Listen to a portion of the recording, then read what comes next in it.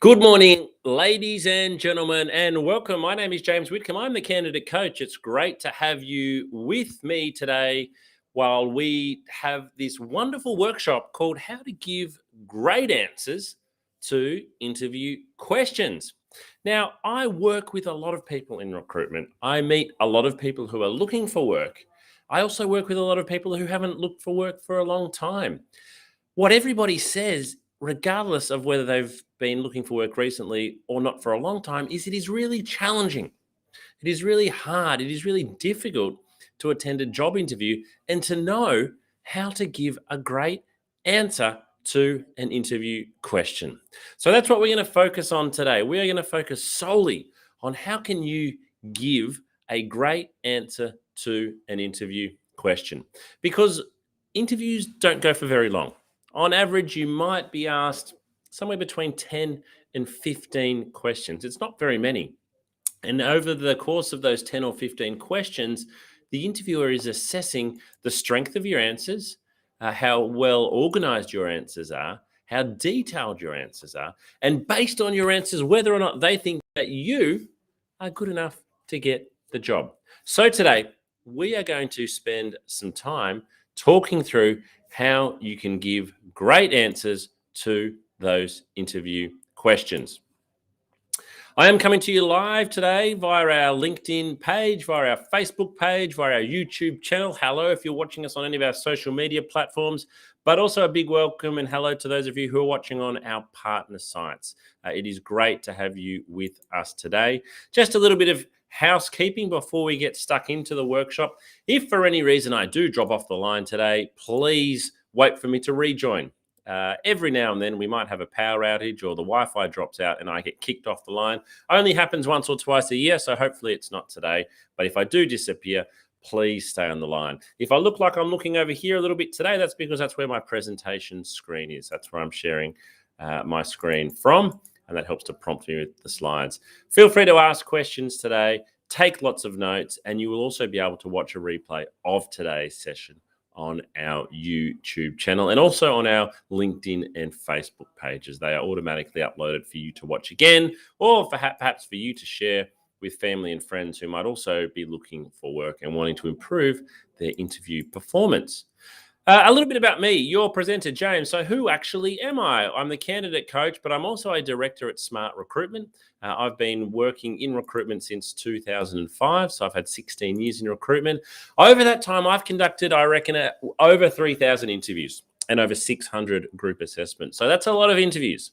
That is a lot of interviews. So my coaching today, my guidance, my tips, my hope for you is that you'll be able to take something away from my 15 years, my 3,000 interviews, because I've seen candidates with the best resume, with the best background, with the best qualifications, who give really poor answers to interview questions. And because they give really poor answers, guess what? They don't get the job. On the flip side, I've seen candidates whose skills and experience and perhaps even their resume wasn't at the top of the pile, but because they gave great answers to interview questions, they got the job. So after 15 years and 3,000 to 4,000 interviews, I'm going to be giving you my tips and my advice today on having spent that much time interviewing. And I've placed over 1,000 people into work. And we launched the Candidate Coach, the platform that we're meeting on today, in December 2019. All righty, let's get stuck in. But just a reminder that not yesterday, but earlier in the week, we ran a workshop, how to prepare and perform well at interview. So today's is the second part of our interview workshop series. If you missed last week's workshop and you would like to watch it, take a screenshot of that, or just jump on our LinkedIn channel. Jump on our LinkedIn channel, or our YouTube channel, and you'll be able to find that replay and watch it. All righty. What's the most common interview question in the world? Do you know what it is? Have a think. What is the most common interview question in the world? I use this question all the time. I use this question first when I'm speaking to candidates, whether it's on the telephone after I've said hello and what my name is and why I'm calling. Also, when I sit down to meet with somebody for a face-to-face interview or for a Zoom interview, as we're very commonly doing these days, I use this question all the time. I love to ask this question. And this question is, tell me a little bit about yourself. Tell me a little bit about yourself. Now, very simple question, isn't it? Very straightforward. This question sounds nice and friendly, and it's a kind of an ice-breaking question. It's a bit of a rapport-building question. However, don't drop your guard here. This is the first opportunity that you have as a candidate to stand out. This is one of the few chances you have to create a great first impression. So, if you can have a really well prepared answer, if you can give me a strong and impressive answer to tell me a little bit about yourself, then you're going to create a great first impression. So, how can we actually create a really good answer to the question, tell me a little bit about yourself? All right, I want you to grab a pen and paper or open up on your screen in front of you, your notepad or a Word document, or maybe grab your phone out so you can take these notes down. But I would like you to write down the following. Write down 1, name; 2, overview of your work history; 3, your top 3 skills; and 4, what type of work you are you looking for? You are looking for. I'll give you a moment to write those down. So don't answer those questions. Don't answer those. After today's session, as I'll say in a minute, I'll encourage you to go away and to write down your answers to those. But I want you just to write down what you can see on the screen right now. Write down what you can see on the screen right now. Name, overview of your work history, your top 3 skills, and the type of work you are looking for. So what I've asked you to do there, that is the structure for what we call an elevator pitch. An elevator pitch. An elevator pitch is a brief, persuasive speech. Brief, persuasive speech. So it gets its name from the situation or the hypothetical situation that you're actually in the elevator with somebody. And so you've got that short period of time as the elevator goes up or down, to put your best foot forward. It's a common sales term, the elevator pitch. Brief, persuasive speech. When might having an elevator pitch come in handy? Well, you can probably tell where I'm going with this, but an elevator pitch is extremely handy for answering the most common question in the world. Tell me a little bit about yourself. Your answer should be your elevator pitch. It should be your elevator pitch. So let's go through it again. Name. That's going to be straightforward. You should know your name. An overview of your work history. So what I mean by an overview of your work history is it's probably 1 or 2 sentences. It's not very long, maybe maximum of 3 sentences. So again, it's overview. Think, don't go into a huge amount of detail here. You might say, after graduating in accounting, I was first working as an assistant accountant for 3 years, and as a financial accountant for the last 4. So it's an overview of your work history. Your top 3 skills. This is so important here. I only want 3. Now, the 3 skills that I want you to mention here should be really relevant to the audience. And the audience in this case is somebody talking to you about a job. Now, I want your skills to be really relevant to that one particular job. So you want, if that job is looking for you to have, really strong, accounting experience in a particular field, you want to really make sure that your elevator pitch is addressing that. So basically, we need to tailor our elevator pitch. We need to tailor it for each job. With your top 3 skills here, I would avoid using all of them as soft skills. So a lot of people might say, oh, I'm a great team player, I've got really good customer service, and I'm a hard worker. Now, those things are all good. They are all wonderful. They might be true. They might be your top 3 skills, but they're not really tangible. I can't really measure that. And they're also the types of things that you can say without being held accountable. So what I would really like is that at least 2 of your skills are what I'd call hard skills or hard qualifications. They are really, really relevant to the job that you are going for. Let's say, for example, you are going for a job as a chef. Your top 3 skills, you may mention that one of your top 3 skills is cooking French cuisine. Cooking French cuisine. It is quite specific, isn't it? It is a skill. That is something that I can imagine straight away. So you might include hardworking, or you enjoy working long hours, or you've got great attention to detail, but that should only be one of your skills. Your other 2 skills of your 3 need to be really specific to the job. And then the type of work you are looking for. Again, we want to make sure that we mention the type of work that we're looking for that's relevant to the job. So, for example, if you're looking for work either in retail or customer service or maybe administration, you wouldn't say for a retail job that you're looking for work in administration and vice versa. So, we need to be really clear here on who our audience is. So, that's how we create an elevator pitch. Now, I'm going to show you one that I've made earlier. Here's one that I've prepared earlier. I want to show this to you. I want to share this with you. Don't be intimidated. I've been in recruitment, as I said, for 15 years. I coach people on how to write elevator pitches. So this one should be quite good. This would be my elevator pitch if I was looking for work. I obviously wouldn't read out the numbers and the titles, but this is how it would go. My name is James Whitcomb. For 15 years, I've worked in recruitment, beginning as a recruitment consultant before progressing onto management and then onto being a director, which is my current position. My top skills would include interviewing candidates in a way that uncover their true motivation, public speaking and presenting, as well as coaching and training candidates to ensure they're giving themselves the best chance of landing a new job. I'm currently looking for a new role where I can focus more of my time on training, coaching, and assisting candidates as opposed to being a recruiter. So that would be my elevator pitch if I was looking for work at the moment. That would be my elevator pitch. And you can see there that in just a few words and just a few sentences, if I was able to use that elevator pitch, the person that's speaking to me about a job would quite quickly get a pretty good insight into who I am, what I've done, what I'm good at, and what I am looking for. So what I would like you to do is to go away and create your elevator pitch. Go away and create it. So you've got the 4 categories there. Go away and rewrite it until it's perfect. You're not going to get it perfect first time. So maybe write it and then rewrite it a couple of times.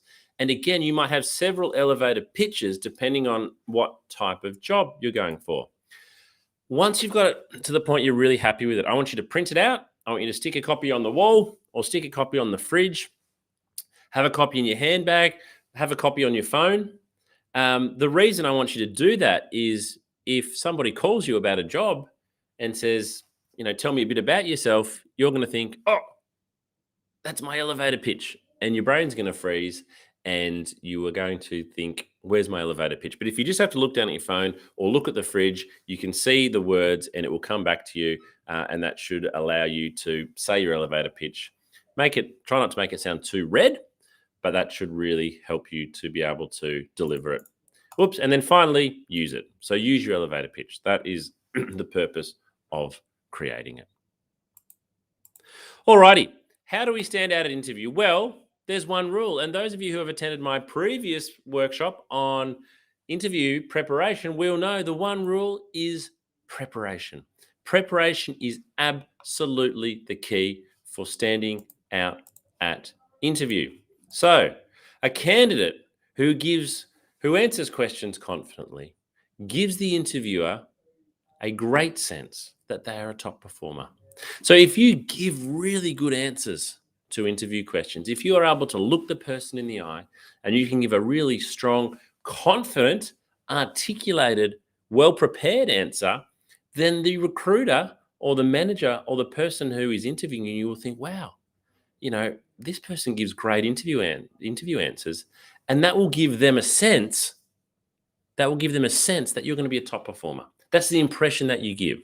If you give really bad interview answers or your behavior at interview and some of the things we spoke about in our previous workshop, if you're not coming across as confident, if your answers are poor, you might have all the skills to do the job really well, but if you give poor answers, the interviewer's going to wonder whether you are actually very good at the job.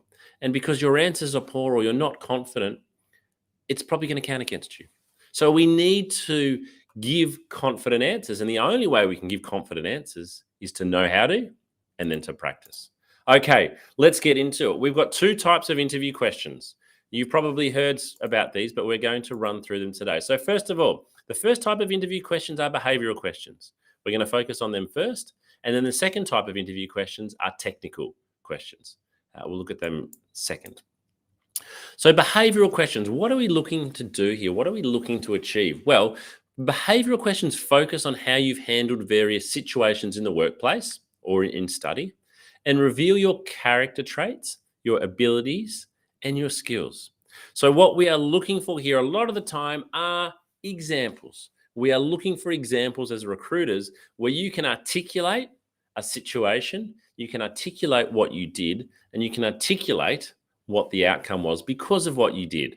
So, behavioral questions typically begin with tell me about. So, for example, tell me about a time you gave great customer service. Tell me about a time you disagreed with your manager.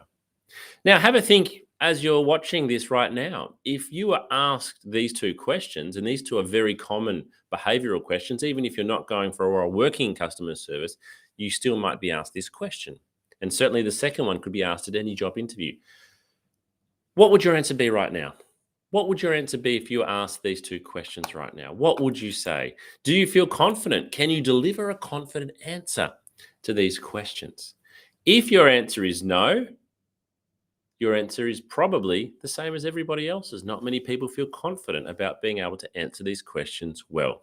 But hopefully, what I'm going to show you now will help you to be able to formulate an answer. And one of the best ways you can prepare to give great answers is to practice, is to go and download common behavioral interview questions and actually spend your time writing down your answer, practicing your answer. The nerves and anxiety that often come from a job interview come because we are worried about being asked a question that we can't give a great answer to. And a lot of the time, we can avoid not knowing how to give a good answer by creating a good answer in advance and by practicing doing so. All right. The best way to give great answers to interview questions is to use the STAR technique. Use the STAR technique. So I'm going to share with you now what the STAR technique is from an article. You can see the source on the bottom of your screen here, and you can go and read the whole article. But the STAR technique is very common. STAR. So what is the STAR technique? It's a method of answering questions that is composed of 4 steps. So the S stands for situation. We need to describe the situation and when it took place. The T stands for task. We need to explain the task and what the goal was. The action. So here we're going to provide details about the action that you took. What did you actually do? And then the result. We're going to conclude with the result of your action. Now, one thing is important for you to consider with the STAR technique and with all behavioral questions is we want an honest answer here. Sometimes an honest answer might mean talking about a situation where the outcome wasn't positive. The outcome might not have been positive. In fact, some behavioral questions will say, tell me about a time where you let a customer down. Tell me about a time when you worked in a team and the team didn't achieve a very good outcome. Again, do you know how to answer those questions? What would your answers be if you were put on the spot and asked to answer those questions now? Okay, so situation. We need to set the scene here. Excuse me. We need to set the scene by giving context and the background of the situation. I'll stop there for a moment. We want you to give great detail here. So talk about the time, the date, the location. Give a really good introduction in many ways. I want you to set the scene. It's kind of like if you were setting the scene in a movie. Where was it? Who was involved? Where did it happen? What was the date? What was the occasion? If you're asked about teamwork, you should include the project details, who you were collaborating with, and when you undertook the project, your location, and the time. What a lot of job seekers do is they don't go into enough detail. A lot of job seekers do not provide enough detail to their answers. I often get feedback from managers that a candidate didn't provide enough detail in their answers. That's fairly regular feedback. They didn't provide enough detail, and because they didn't provide enough detail, I'm just not sure. I rarely, if ever, get feedback that a candidate went into too much detail. We actually want more detail than you probably think. So that's S. We're setting the scene with the situation here. T is the task. So describe your exact role or responsibility in the situation. Make sure the hiring manager or the person interviewing you knows what you were specifically assigned to do rather than what everyone did. So the key here is that first sentence. Describe your exact role, your responsibility. What was it that you personally had to do? Again, if it was in a team, yes, the team's goal was to achieve this. My role was to do this. So talk about the team, but focus on yourself. Focus on what your individual tasks were that you needed to achieve to perform well. A is for action. So this is, as it says here, this step is probably the most important part of the story, because here you're actually going to say what you actually did. What did you actually do? S and T, again, T is a little bit of scene setting here. T is a little bit of scene setting here.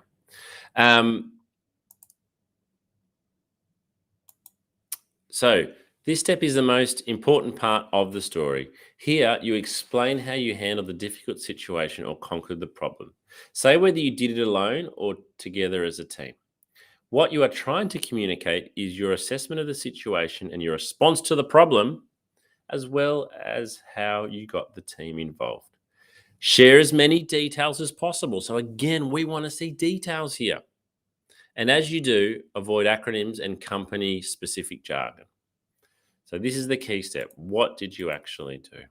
And then R is for results. So what was the result? What happened at the end based on your actions? So you close out the story by stating the positive outcomes of your actions and what lessons you learned. If possible, quantify the results and show the effects of your actions. Examples may include a 10% increase in sales, getting repeat business, or saving your team 5 hours of work in a week. So situation, task, action, and results. Alrighty.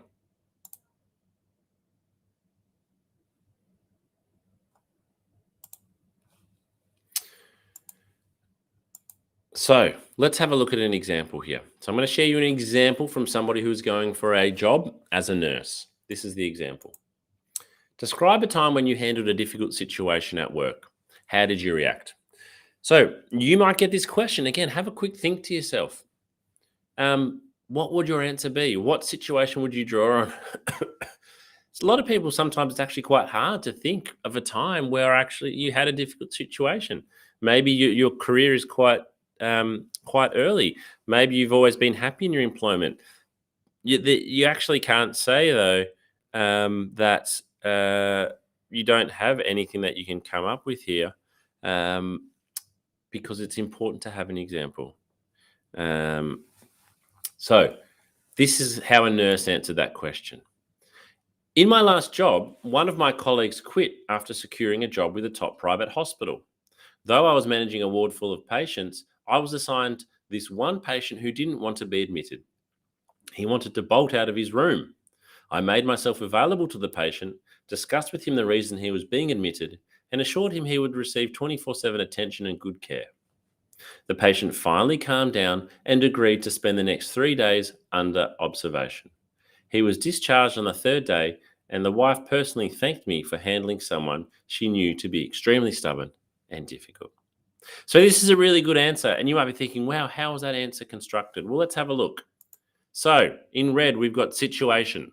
So the situation was, it was in her job as a night nurse. One of her colleagues quit and left to work in another hospital. So that was a situation. The task was, in blue, this person was assigned to one patient who didn't want to be admitted. So I've got a patient here who does not want to be admitted. That's the task. And then green is the action. So what did this nurse do? They made themselves available to the patient, discussed with him the reason he was being admitted, and assured him he would receive 24/7 attention and good care. So that is the action. And then the results. He was discharged on the third day. And the wife personally thanked the nurse for handling someone she knew to be extremely stubborn and difficult. So situation, task, action, and results, all in the one paragraph there. All in the one paragraph. All right, let's talk about the second type of interview questions. The second type of interview question is technical. So we've got our behavioral ones, which focus on behaviors. Technical questions focus on the technical skill, on the actual skill of doing the job. Sometimes the two are quite interwoven. Nursing is probably a good example where they're interwoven. Sometimes they might not be, like in an accounting role, for an example. Doing the actual accounting work is quite different. Technical skill and technical question from a behavioral. So here we focus on the skill, the qualification, and the experience that's required to do the job. For example, tell me about the accounting software packages you are most familiar with, or which sales methodology do you find is most effective? So if you're going for an accounting job, that first one would be a common question that you would get asked. If you're going for a sales role, the second question is a common question that you might get asked. So as you can see here, we're asking about your skill here. We are asking about your skill. So how do you actually give great answers to technical interview questions? Well, really important, and this sounds quite silly, but you've actually got to focus on answering what the question is. So if you're being asked what is your preferred sales methodology, focus on the actual question. Talk about what your preferred sales methodology is, talk about why it is, and talk about how you've used it. It can be really challenging for some candidates sometimes to stay on the question, and they talk a lot about things, and then 3 minutes later, when they've got to the end of their answer, they've actually not answered the question. It happens more often than you think. So you need to really focus on what is the question asking? How can I best answer the question? And if you feel you haven't gone into enough detail here, you can always ask the person interviewing you, would you like some more detail? If you're talking about the software packages that you're most familiar with, you could name them and say, would you like me to go into some more detail about when I've used these software packages? So we need to provide details, as I've said. We need to provide details. And in terms of providing details, again, we can use that STAR technique. So if we're talking about software accounting packages, accounting software packages, if we're talking about using those, we could use the STAR technique. We can say when we've used it, what tasks we've used it for, how we've used it and what results we've had from using it. Or we can go with the who, what, where, when, and why. Who we've used it with, what we've used it for, where we've used it, when we've used it, and why we've used it. Point 3, give even further details or ask if it is okay to, as I've said. Again, not enough detail is gone into by the majority of candidates.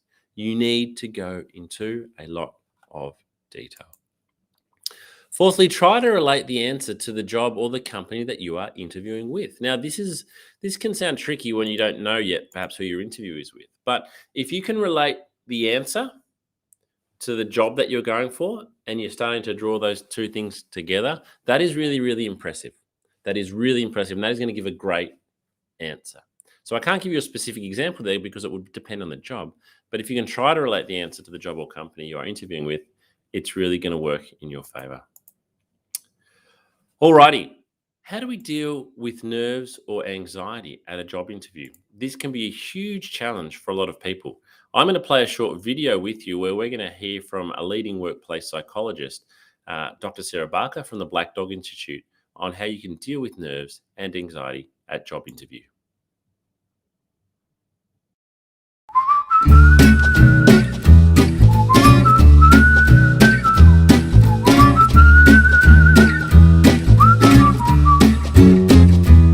Thanks for joining us at the Candidate Coach, Dr. Barker. Tell us a bit about your background and the type of work you do. I am Dr. Sarah Barker. I'm a clinical psychologist.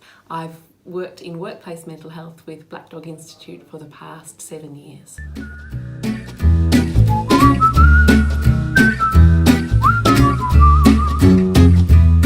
Dr. Barker, why is it common to feel nerves when going for a job interview? We commonly feel nervous, and I would say most people feel nervous when going for a job interview because we feel a lot depends on it and that we're going to be evaluated as well. So nerves are a very, very common response. It's really important to remember that the person who's doing the recruiting also feels nervous as well because they want to get the right person, and they're also aware that they're expecting people to come in feeling nervous as well. They know that that's a common human experience.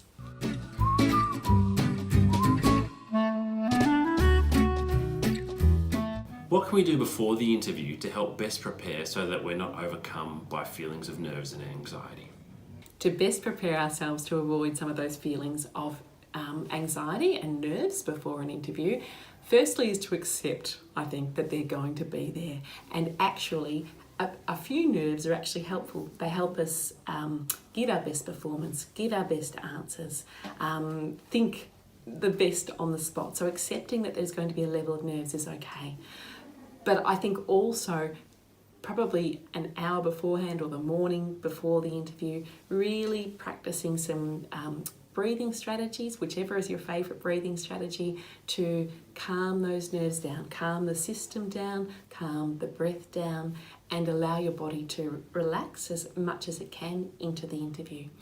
I also think preparing answers and having a practice in front of the mirror of some likely answers that are going to be, or likely responses to questions that are going to be asked, can be very, very reassuring, because often the questions we predict are there. And even on the internet, there are usually lots of questions for any job that are typical questions that you can then prepare a brief response reflecting on your experience beforehand. So it's not such a test in the moment then, because you've got some preparation behind you. The other thing I think too is reminding yourself, I've got this far and this is a good thing. And, they're interested in getting to know me. I'm also interested in getting to know them, and concentrate on the relationship too and enjoy the relationship as much as you can. They're usually going to try and put you at ease so that they can see how you respond as well.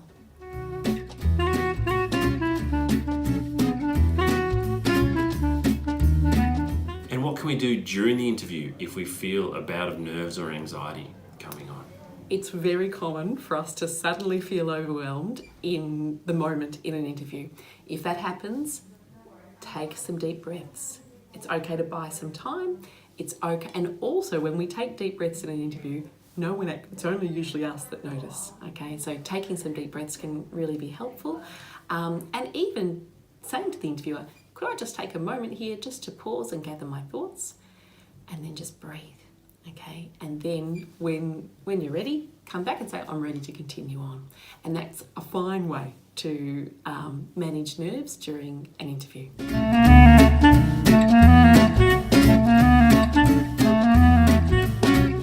One tip that I think is a really useful one is to have a practice of your responses to the likely questions in front of the mirror.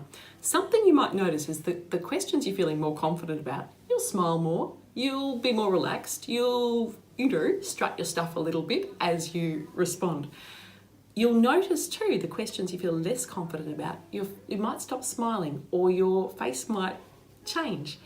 Those questions are the ones you need to practice a little bit more at, and remind yourself of your confidence with that, or prepare your answer so that you do feel more confident, because your face will actually tell you in the mirror, and that can be good preparation for the actual interview of knowing where to focus on in feeling more strong in your responses.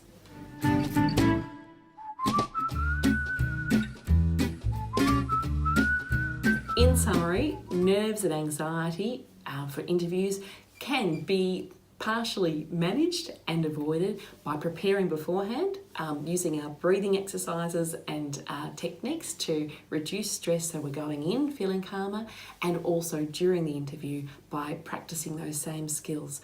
Often when we're nervous, we stop breathing or we breathe very shallowly. So if we start noticing ourselves doing that, really being conscious of our breath and paying attention to it and allowing that to carry us through.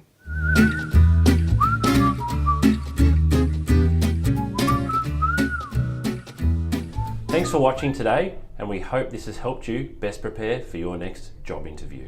Good luck.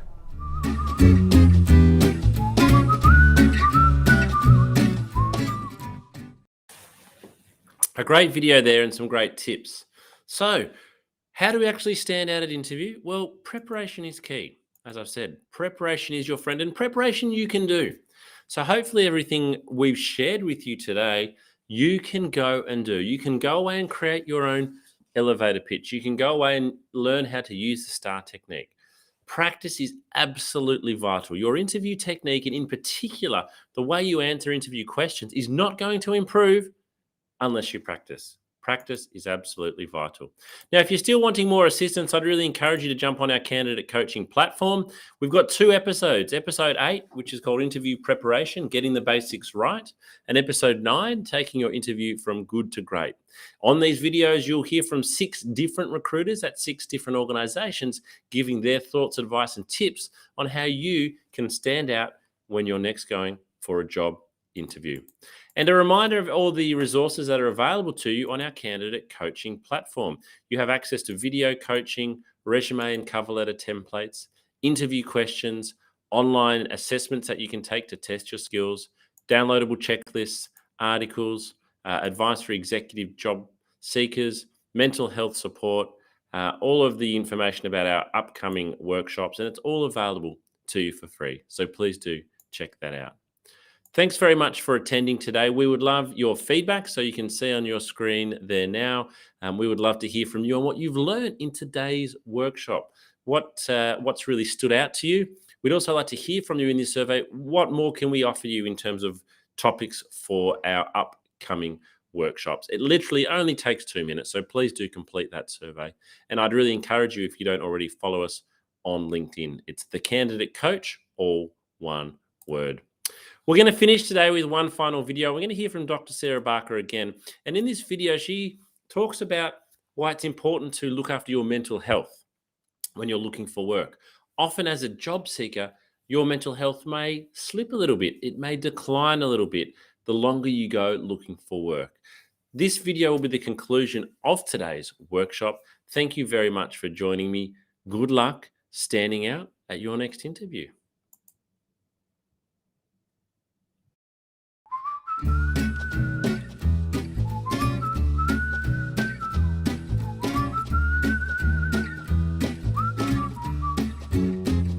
If you're not feeling terrific at the moment and you feel like your mental well-being has taken a little bit of a dip, please remember this is not going to last forever. There's lots you can do to manage your mental health and get back on top of it.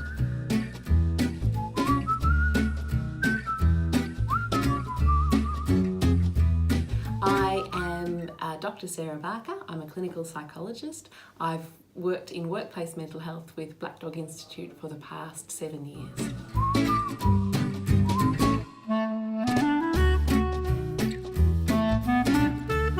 I work with a lot of adults and young people, mainly with anxiety, depression, trauma as well, a range of issues, and many who are looking for work and undergoing that process of trying to find employment.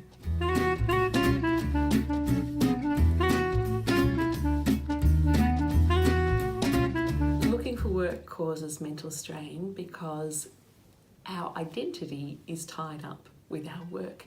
Work gives us meaning, it gives us purpose, it gives us company and connection.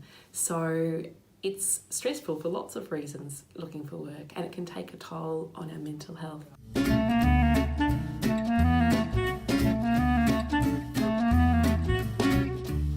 It's really important for us to be aware of the signs that our well-being and our mental health might be dropping. Probably the biggest sign is changes in behaviour. So that might be changes in the way we're thinking or talking to ourselves. We might be saying things like, who would employ me? I'll never get a job. We might be really down on ourselves and really hard and critical on ourselves when normally we're not so hard and critical. We might also, in our relationships, change our behaviour. We might be more snappy or more irritable with people that we love, that normally we might be a little bit irritable sometimes, but not irritable in that way. Losing interest in things that usually sparked us and ignited us and gave us joy. So perhaps usually we like walking the dog and suddenly we start thinking, I can't be bothered walking the dog today. That sort of thing, those changes in behaviour are really significant because they tell us that something's different, and if we're noticing, I suppose, more than one of those and it's affecting the way we feel, and this is over a period of say 2 weeks or longer, then it's a really good idea to have a chat to a GP that you trust, and find out what might be going on, have a discussion and see if there's any physical reasons for that, or if perhaps your mental health and well-being might be able to do with a little bit of extra support, and then the GP can refer you on to see a psychologist, a counsellor, whoever is most appropriate for you.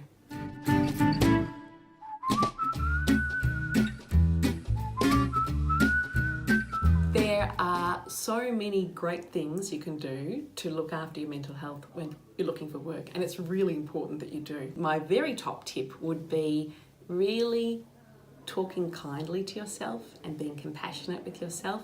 I think when we're looking for work, we can be we can have a lot more questions like, will I ever get a job? Will I ever be employed? It can feel like this could go on forever. So being kind to ourselves and saying things like, it will work out. There will be a day, my efforts will be rewarded. It will just take time. I just need to keep trying. Reminding yourself of your strengths. And that might even be tapping into people you love and asking them what your strengths are, because sometimes it's harder to find them when our mood's a bit low and we're feeling more worried. We can be harder on ourselves. I think that routine is really, really important to our well-being.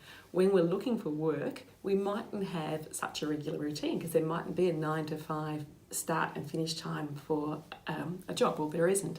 So instead, thinking about looking for work as a job in itself can be helpful.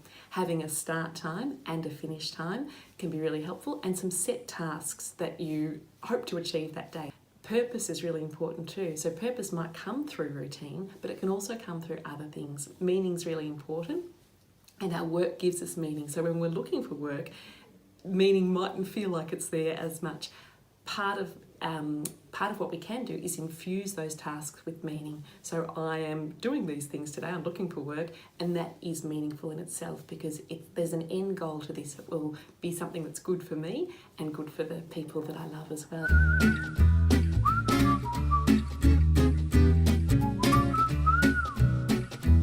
Some excellent resources for looking after well-being when looking for work are the Headgear app. The Headgear app is free, it's evidence-based, it's developed by Black Dog Institute, and it is fun to use.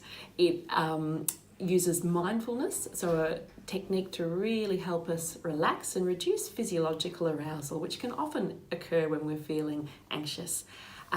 It's got a 30-day challenge, which is just short, bite-sized little challenges to extend your well-being and grow your well-being, and that can be really extra important when we're looking for work. There are also some really terrific resources available through the Black Dog Institute.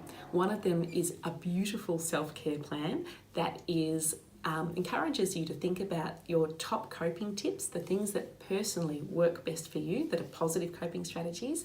Another really good resource is through Beyond Blue, and they've got some excellent resources to look after mental health while looking for work, and also when people are recently out of work as well.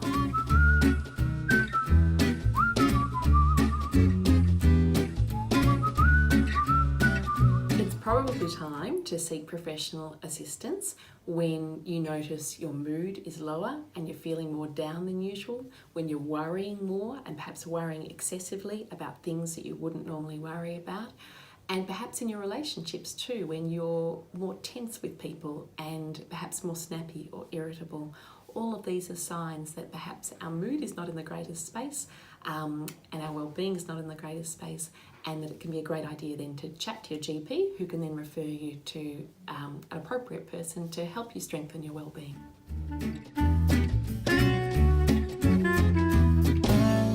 It's very common for people to have a dip, but please know that that's not going to last forever, and that there's lots you can do through looking after yourself, but also through getting access to professional support that can really give you a boost again and get you back feeling good as you're looking for work.